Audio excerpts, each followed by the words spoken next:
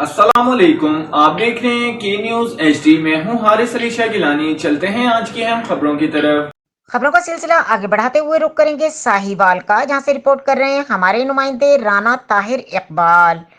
Commissioner Sahiwal division Shoaib Iqbal Syed ने नए commissioner office की तामीर के दूसरे फेज का संग बुनियाद रख दिया है, जिस पर लागत का कुल तखमीना 10 करोड़ 87 लाख रुपए आएगा। संग बुनियाद रखने की खुसूसी तकरीब में additional commissioner coordination Shafiq Ahmed Dogar, director development doctor Saifullah, director public relation Mohammad Aqeel Ashfaq, XEN building Fateh Mohammad Battu और कमिश्नर ऑफिस के दूसरे अफसरान भी मौजूद थे। वाज़ेह रहे कि कमिश्नर ऑफिस जिला कौंसिल रेस्ट हाउस की पुरानी बिल्डिंग में कायम था, जिसमें दफ्तन फवक्तन तोसी की जाती रही है। दूसरे फेज में जेर तामीर 2 मंजिला बिल्डिंग में कमिश्नर और एडिशनल कमिश्नर कोऑर्डिनेशन के दफातर के साथ साथ मीटिंग रूम और मुतल्लका अमले के दफातर भी कायम किए जाएंगे।